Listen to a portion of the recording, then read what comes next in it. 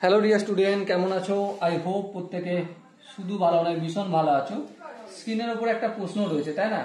প্রশ্নটা কি বলেছে দেখো, sine alpha plus cosec alpha তার whole square plus cos alpha plus sec alpha তার হোল স্কোয়ার ইকুয়াল টু কি?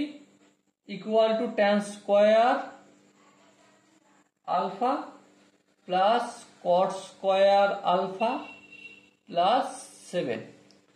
সো লক্ষ্য করো, এখানে একটা কনস্ট্যান্টও আছে।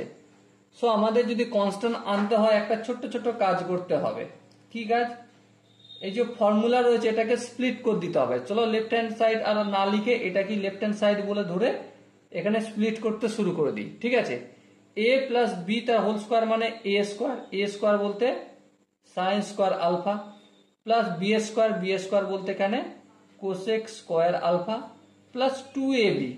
তোমরা ধ্যান দিয়ে যদি লক্ষ্য করো, 2 into sine alpha into cosec alpha. হ্যাঁ, আচ্ছা, এখানে দেখো sine alpha into cosec alpha এর মানই তো 1।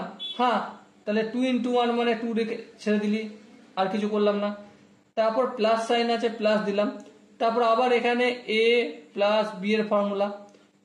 এ বলতে এখানে কস স্কোয়ার আলফা, বি বলতে এখানে sec square alpha plus 2ab।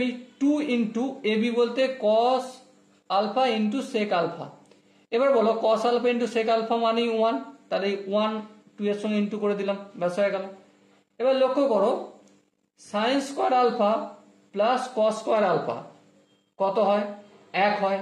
তাহলে 1 এই 2 আর এই 2 কত হবে? 5 হবে। তাহলে এই 5 লিখলাম। ওকে, এবার এখানে দেখো কি আছে বেঁচে? কোসেক স্কোয়ার আলফা বেঁচে আছে, আর এখানে কি আছে? Plus sec square alpha. এবার আমরা একটা ফর্মুলা জানি, দুটো ফর্মুলা আইডেন্টিটি। সেটা কি? Cosec square theta minus cot square theta equal to 1।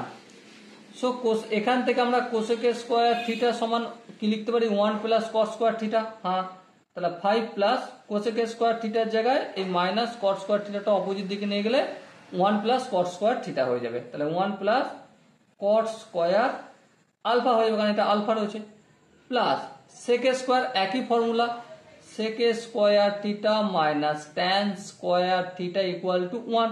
Minus tan square থিটাটা অপোজিট দিকে নিয়ে গেলে প্লাস হয়ে যাবে। সো কি পাবো আমি? 1 প্লাস ট্যান স্কোয়ার আলফা, কারণ কোণের মান এখানে আলফা দেওয়া রয়েছে। 5 6 7, তাহলে 7 plus cot square alpha plus tan square alpha. আর এটাই রয়েছে দেখো ধ্যান দিয়ে রাইট হ্যান্ড সাইডে প্রমাণ করার জন্য। ওকে, প্রমাণ কি হলো? আই হোপ প্রত্যেকে এই কোশ্চেনটা কিভাবে সলভ করতে হয় বুঝতে পেরেছো। যদি এরপরও কারো বুঝতে অসুবিধা থাকে, কনফিউশন থাকে, কি করতে হবে তার জন্য তো কমেন্ট সেকশন রয়েছে, কমেন্টে অবশ্যই জানাতে হবে। আর দেখা হচ্ছে নেক্সট ভিডিওতে। ততক্ষণ পর্যন্ত ভালো থেকো, সুস্থ থাকো এবং জয় হিন্দ।